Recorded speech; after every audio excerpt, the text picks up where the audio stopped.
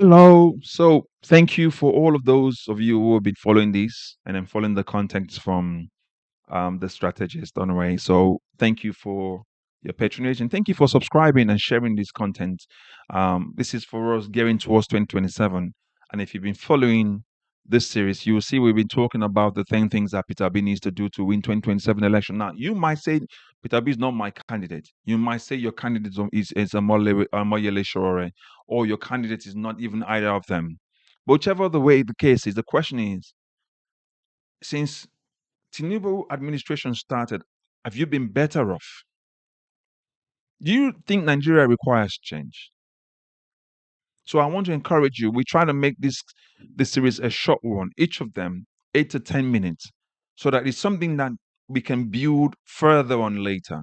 Okay, so for now, we've done the first seven, which the seventh one is to voter registration. So if you've not watched the first seven things that Peter Obi needs to do, please go ahead and watch it. Now, again, one of the reason why we used Peter Obi here is because he happens to be the only credible candidate that's posing real opposition to APC, and that's the one they're most afraid of. Now, you can see more show is also there. I agree with you, but at the moment, if you look at 2023 election, if you go by the data, you realize that the one person they were afraid of, or they're still afraid of, is Peter Obi.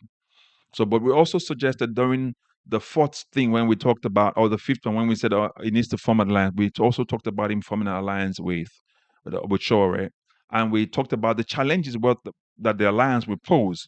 But we also highlighted that this is also bigger than just Showery's ambition to be president, or Obi's ambition to be president. However, Obi seems to have the vote. He seems to have the number.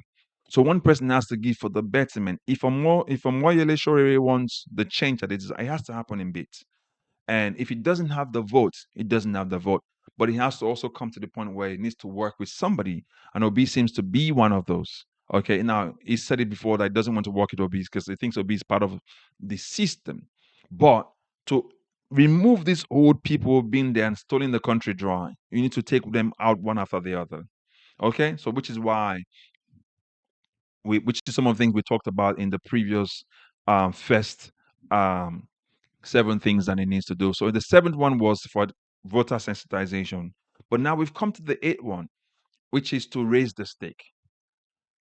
So having done all that Peter Obi needs to do, having left the Labour Party and formed a new party and set up offices, and then recruit the contestants for the political positions, including the presidency, if he wants to be the one.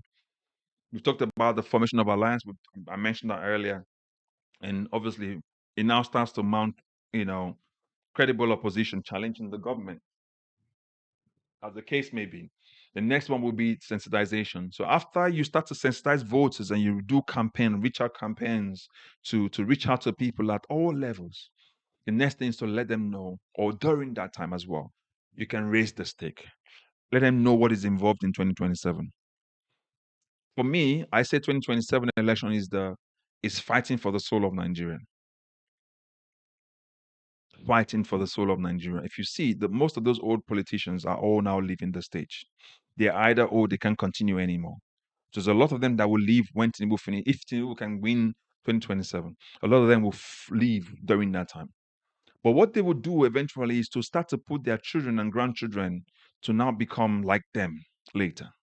That's why they formed this political godfatherism all over the place. You can see what happened in Ibadan with Adedibu at the time, or what Wike tried to do, replicate exactly what Tinubu did in Lagos. So we need to raise the stake for Nigerians to understand what is involved in 2027. It's an election like never before. And trust me, APC and PDP will not take them lying down. They are one and the same party, APC and PDP. So if Peter Obi can do some of the suggestions that we made mention of here and get Nigerians to be part of it, it becomes the party for Nigerians, all Nigerians. So that way you raise the stake. By sensitizing the voters, you're raising the stake, making them understand why 2027 is important. So that most of their children will not have to go and pass through the deep sea to get to Europe and die in the process, and they never see them anymore. Most of them can then say, okay, my children can have a chance at going to university.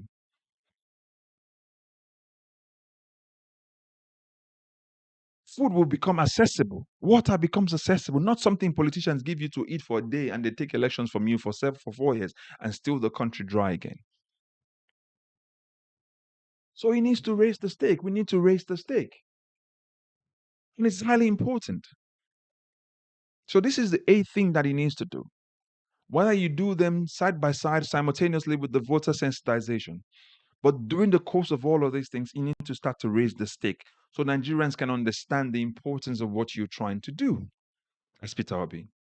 So if you're able to form an alliance with AAC and you're able to get Omoleye to support you and work with you together, it's a good chance.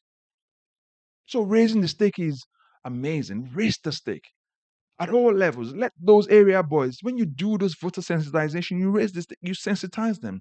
Raise the stake in the head to let them know that every time they still vote from and they burn ballot paper, they're hurting themselves.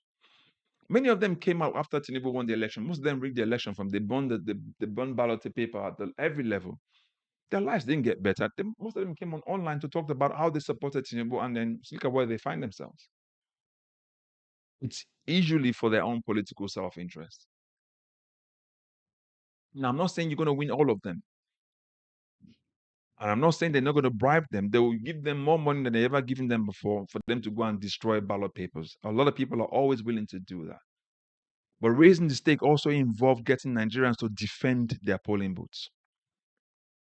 And they need to defend their polling booth. Now you say, oh, they come with guns and machetes. They come with guns and machetes because they require the police to be there. So even if it requires Nigerians bringing security by themselves to say, come, now let us see you. Come and do what you want to do and see whether you're going to live their life. Because this has to happen. Do you know how many people lost their lives for politicians? That's why most of these politicians, you look at them, one of the things you need to start to do as a Peter Obi as well is to, and Nigerians, when you see these politicians and you know they've not done well for you, ignore them when you see them on the street. Sometimes you need to call them thieves as well and challenge them in the open. That's why they don't come around where you are. That's why they send their aides to go to the store for them because they know they've not done well for you. But then they will come back to you and ask you to vote for them again. Why would you do that? Don't do that again.